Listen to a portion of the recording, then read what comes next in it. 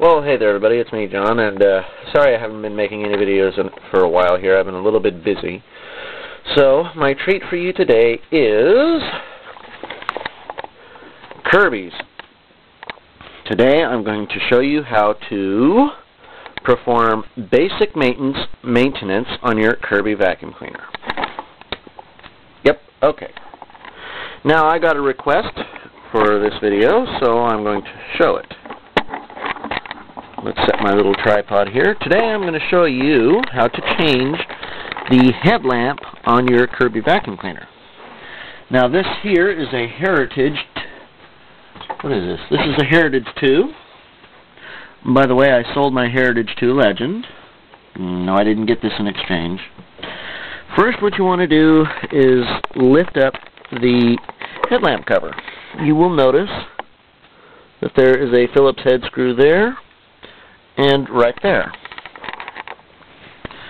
What you will want to do for your Heritage models is just remove these two screws.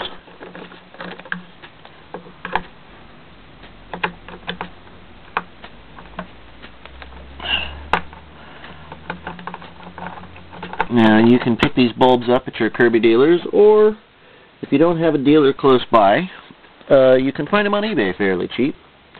And then this just slides out. Now be careful, when you put this back together, this one is broken, but nonetheless, there are two metal pins.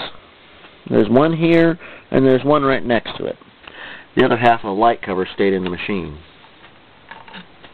There it is.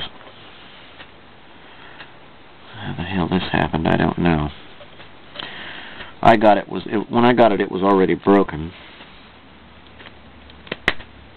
Okay, now, to get the headlight out of this thing, you just push and twist the bulb, and it will pop right out.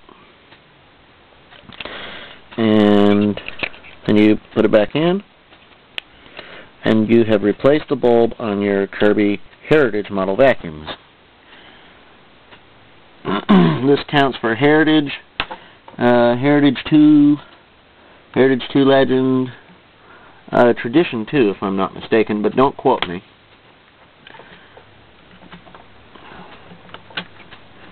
And then you just make sure the pins are in place, and you slide it back in. And then replace the screws.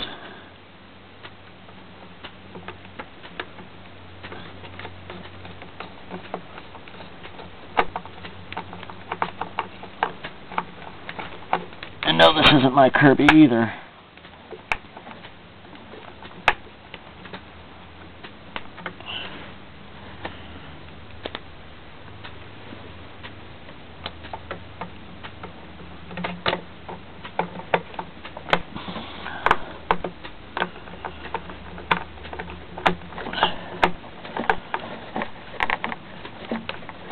And that is how you change the headlight on your Heritage model Kirby's.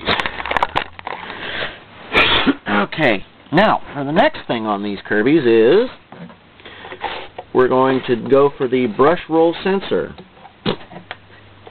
Now, it's not very often that these things go out, but if it does, I'm going to show you how to replace it.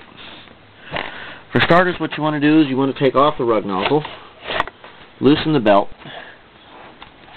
and remove your brush roll. Just remove it all together.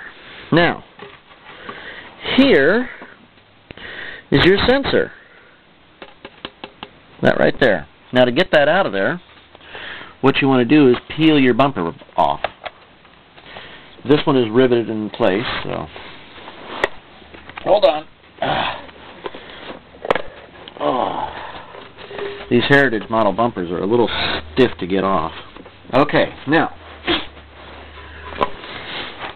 as you can see hidden behind the bumper, the rug nozzle bumper, there's a Phillips head screw.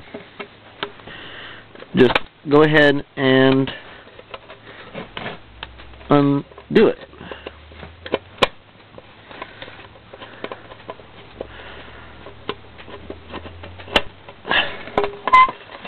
And that's how you remove your brush roll screw.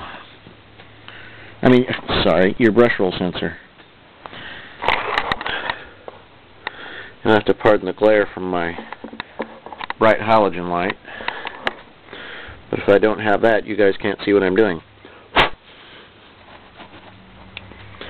Just go down to your Kirby shop and pick up another one and replace it opposite of the steps I showed you to remove it. Also, it's a good idea every once in a while to inspect your Kirby brush roll.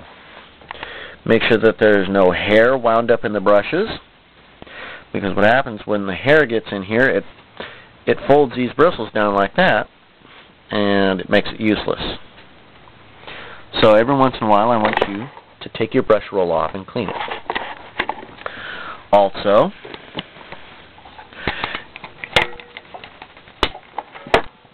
I want you to inspect the bearings here on the end. Make sure that there's no hair wound up around on these.